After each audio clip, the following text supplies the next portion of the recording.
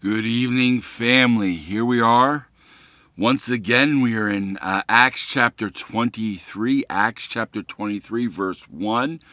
If you have a prayer request or praise, please leave it down in the comments section, and I will definitely lift them up.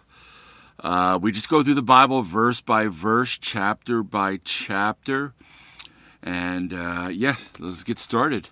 Acts chapter 23, verse 1. Paul looked straight at the Sanhedrin and said, "My brothers, I have fulfilled my duty to God in all good conscience. To this day, at this, the high priest Ananias ordered those standing near Paul to strike him on the mouth. Then Paul said to him, 'God will strike you, you whitewashed wall. You sit there to judge me according to the law, yet you yourselves violate the law by commanding that I be struck.' Those who were standing near Paul said, 'You dare to insult God's high priest?' Paul replied, 'Brothers, I did not realize that he was the high priest. For it is written, do not speak evil about the ruler of your people.' Then Paul, knowing that some of them were Sadducees and the others Pharisees, called out in the Sanhedrin, 'My brothers, I am a Pharisee, the son of a Pharisee. I stand on trial because of my hope in the resurrection of the dead.' When he said this, a dispute broke out between the Pharisees and the Sadducees, and the assembly was divided. The Sadducees say there is no resurrection, and that there are neither angels nor spirits, but the Pharisees acknowledge them all.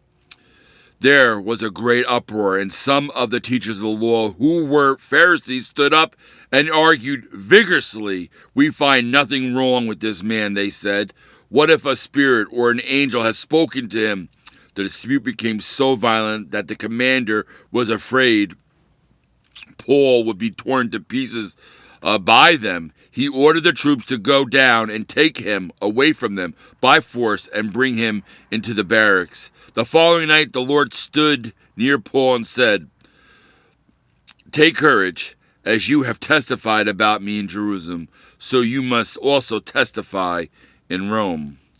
The next morning, the Jews formed a conspiracy and bound themselves with an oath not to eat or drink until they had killed Paul.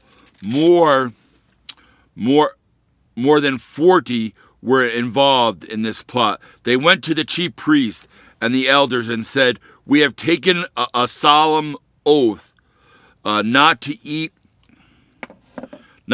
anything until we have killed Paul. Now then, you and the Sanhedrin petition the commander to bring him before you on the pretext of wanting more accurate information about his case. We are ready to kill him before he gets here.'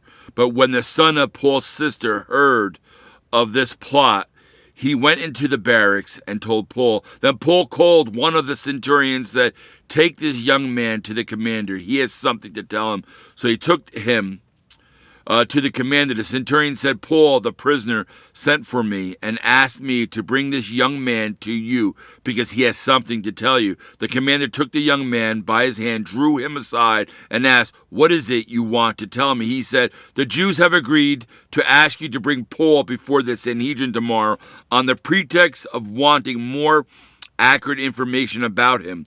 Don't give in to them, because more than 40 of them are waiting in ambush for him. They have taken an oath not to eat or drink until they have killed him.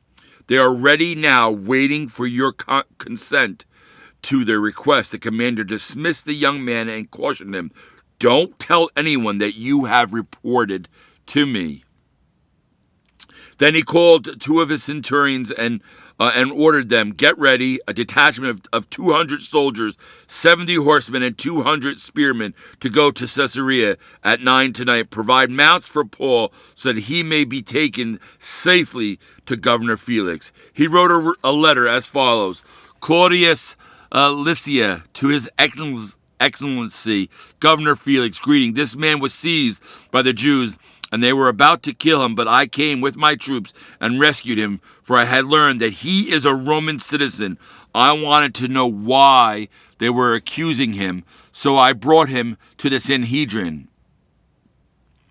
I found that the accusation had to do with questions about their law, but there was no charge against them that deserved death or imprisonment. When I was informed of a plot to be carried out against the man, I sent him to you at once. I also ordered his accusers to present to you their case against him. To the soldiers carrying out their orders, so the soldiers carrying out their orders took Paul with them during the night and brought him as far as Antiparis. The next day, they let the cavalry go on with him. While they returned to the barracks, when the cavalry arrived at Caesarea, they delivered the letter to the governor and handed Paul over to them. The governor read the letter and asked what province he was from. Learning that he was from Cilicia, he said, "I will hear your case when your accusers get here." Then he ordered that Paul be kept under guard in Herod's palace. Acts chapter 23. Please leave your prayer requests and your praises in the comment section. I'll lift them up. I'll see you in Acts chapter 24.